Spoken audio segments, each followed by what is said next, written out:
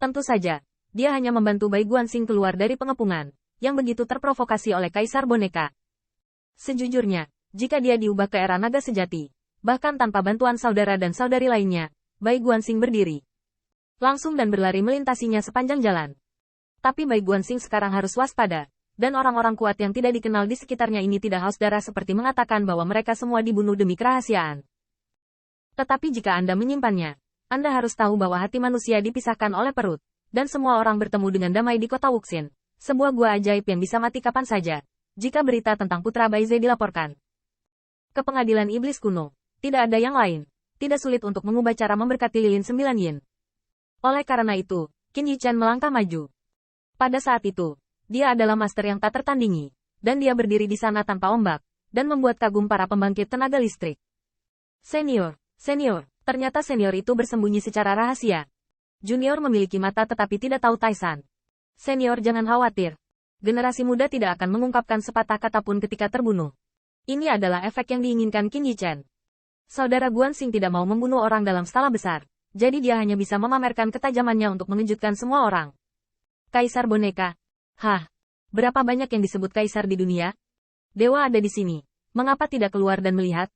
Qin Yichen mengabaikan kekaguman dan kekaguman banyak orang kuat. Ini adalah sikap yang harus dimiliki oleh seorang tuan yang tiada taranya. Meskipun tuan yang tiada taranya memiliki temperamen yang berbeda, mereka sombong dan sombong. Tetapi mereka paling dapat diterima oleh publik. Kota Wuxin kembali sunyi senyap. Dan banyak pria kuat dengan cepat menjadi tenang. Karena tuan yang tak tertandingi ini tampaknya tidak mudah bergaul. Tetapi mereka tidak berani mengeluh tentang apapun. Keberadaan yang mendorong kaisar ke depan dengan cara ini, membunuh mereka hanyalah gelombang emosi, dan bahkan membiarkan mereka mengikuti sudah merupakan berkah. Namun, banyak orang kuat juga diam-diam memikirkan identitas Qin Yichen, tetapi sulit untuk memikirkan putra Baize. Bagaimanapun, Qin Yichen berbicara tentang tubuh aslinya, dan sulit untuk datang ke sini. Ada banyak pikiran yang lebih kuat yang diam-diam bergerak. Tidak sulit untuk melihat bahwa tuan yang tak tertandingi ini tampaknya tidak mau menghadapi Zhu Jiuyin secara langsung. Dan keberadaan ini jelas hanya sinar inkarnasi. Setiap orang memiliki pemikiran yang berbeda. Tetapi di depan kekuatan Qin Yichen yang dapat membunuh orang dengan satu jentikan, mereka tidak berani mengatakan apa-apa untuk saat ini. Faktanya, tidak perlu berpura-pura menjadi tuan yang tiada taranya. Kekuatan Qin Yichen sendiri benar-benar ingin membunuh mulutnya. Dan itu hanya masalah waktu. Tapi Qin Yichen juga bermeditasi. Kata-kata boneka itu digunakan untuk mengejek mereka. Menggunakan beberapa boneka, duduk di belakang layar, untuk melawan akal dan keberanian mereka. Tapi Qin Yichen tidak bisa tidak memikirkan kata-kata kaisar boneka. Tampaknya mereka memang memasuki kota Wuxin untuk sumber alam semesta. Dan Bai Guanxing memang untuk menguji cara kaisar boneka untuk mengungkapkan kekurangannya. Boneka, apakah Anda memiliki pikiran dan rumah kota yang begitu halus? Qin Yichen terkejut dan curiga. Tetapi Bai Guanxing masih bercampur di antara orang banyak, seperti kaisar yang paling rendah hati. Tetapi pada saat ini, dia melihatnya memberitahu semua orang dengan suara. Kedatangan. Qin Yichen terkejut. Sepertinya master yang tiada taranya tidak berpura-pura selama 3 detik tanpa menerobos. Ada apa? Ledakan. Tanda seru. Tanda seru. Pada saat transmisi suara Bai Guanxing selesai, Qin Yichen tiba-tiba merasakan tanah di bawah kakinya meledak. Itu adalah susunan teleportasi.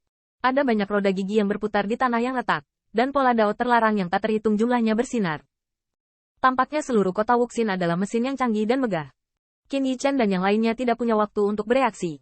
Mereka hanya merasa bahwa kaki mereka tenggelam, dan perasaan tanpa bobot dari langit datang. Tepatnya, Qin Yichen mungkin tidak punya waktu untuk bereaksi, tetapi Bai Guanxing bahkan dapat mengingatkan mereka melalui transmisi suara, yang pasti sudah dirasakan sejak lama. Mengapa Anda ingin berdiri diam? Tanda seru. Dalam hal ini, penjelasan Bai Guanxing adalah, karena konfrontasi selesai, pihak lain bergerak, jadi itu yang berikutnya. Dibandingkan dengan Qin Yichen, Bai Guanxing adalah master yang benar-benar tiada taranya. Ledakan. Setelah beberapa saat, Qin Yichen semua merasa bahwa kaki mereka distabilkan lagi, tetapi mereka jelas diteleportasi ke ruang dan waktu yang berbeda. Qin Yichen waspada terhadap lingkungan sekitar, dan orang-orang kuat yang bersama mereka juga diteleportasi ke sini. Itu panas. Ah! Kakiku. Setelah banyak pembangkit tenaga listrik pulih, reaksi pertama mereka adalah ratapan yang konstan, dan bahkan lompatan kaki mereka berulang kali, hanya untuk merasakan bahwa kaki mereka seperti besi solder. Sebenarnya, ini benar-benar besi solder. Qin Yichen tiba-tiba melirik, hanya untuk melihat mereka berdiri di atas platform. Platform di depannya menyala merah, seperti batu yang direndam dalam magma.